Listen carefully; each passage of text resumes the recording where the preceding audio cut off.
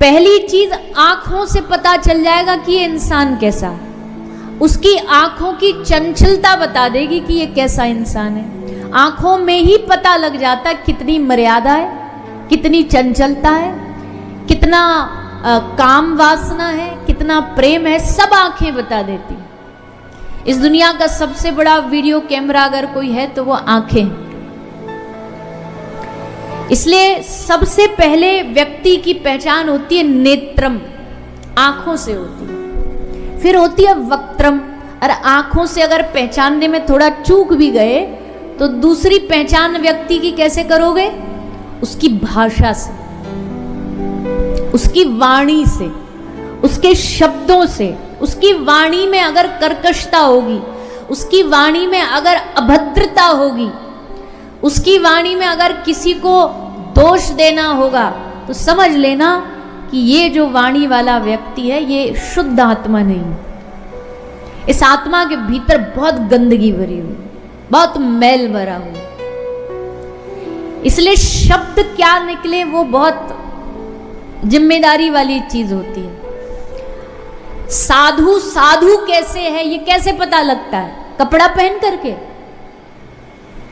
साधु के वस्त्र पहन के पता लगता है क्या ये साधु है? बोले वो तो बाहरी रूप है साधु का। असली साधु की गिनती समझ तो तब आती है जब उसकी भाषा सुनने को मिलती है, जब उनकी वाणी सुनने को मिलती है, जब उस वाणी में विनम्रता होती है, तो समझ लेना ये व्यक्ति साधु है। वक्त्रम। और तीसरी आदमी की पहचान क्या? विकारेन। व्यक्ति के हैबिट्स, व्यक्ति की आदतों में क्या क्या विकार हैं उससे पता लग जाता है। कई लोग नहीं होते, उनके सोफे पे बैठने से ही पता लग जाता है कि इनके जीवन में कोई गुण नहीं है। वो जब बैठेंगे भी ना तो ऐसे एकदम चित्त पड़ के बैठेंगे कि हाथ कहीं, पांव कहीं, और कोई मर्यादा नहीं। कई लोग के बिस्तर से पता चल जाता कि इनके जीवन में विकार है। काहे को? रात को सोएंगे कहीं, पाएंगे कहीं। अब ये बात तो बड़ी छोटी है, पर इन्हीं लक्षणों से पता लगता, भोजन से पता लग जाएगा। कोई भी व्यक्ति वैष्णव है या नहीं है, केवल उसको आप थाली भोजन पे खाने बिठा दो और देखो, 1 मिनट तक नोटिस करो, 1 मिनट में समझ जाओगे कि इस व्यक्ति के जीवन में आध्यात्मिकता है कि नहीं है। पहली बात तो आध्यात्मिकता अगर होगी तो सबसे पहले हाथ जोड़ करके भगवान को भोग लगाएगा। फिर वो पास हो करके जब भोजन की थाली आएगी, भोजन करेगा, तो कभी भी जो वैष्णवता वाला व्यक्ति होगा अपने बाएं हाथ को कभी भोजन से टच नहीं करेगा, स्पर्श नहीं करेगा। क्योंकि शास्त्रीय मर्यादा, जब भी आप भोजन खाते हो तो एक हाथ से ही आपको भोजन करना चाहिए, दूसरा उल्टा हाथ झूठा नहीं होना चाहिए। उस उल्टे हाथ से आप झूठी थाली भी नहीं छू सकते।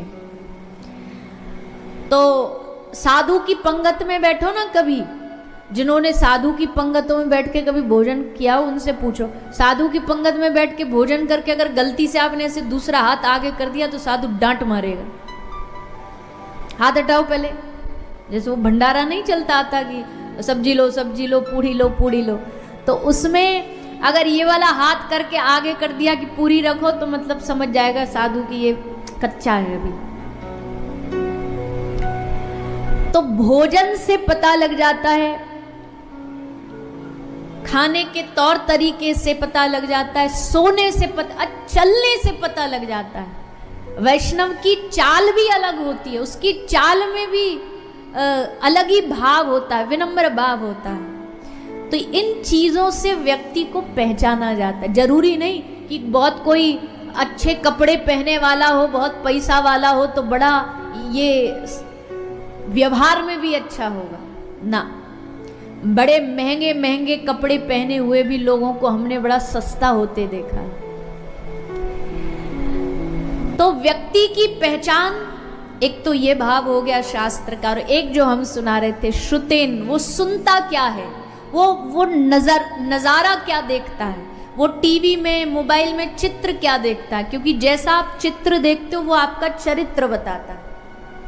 आप जैसा चित्र देखोगे वो आपके चरित्र को बता देगा, क्या सुन रहे वो आपके चरित्र को बता देगा। तो श्रुतेन, शीलेन, गुणेन, कर्मणा, ये 4 चीजें हैं जिससे व्यक्ति की पहचान होती है। 3 को तो अभी छोड़ो, पर पहले को समझ लो, सुनना क्या है। और आज आप अगर यहाँ आकर के बैठ कर के भगवान की कथा सुन रहे हो, इसका मतलब है कि आपका ठाकुर जी के साथ कुछ ना कुछ तो संबंध है,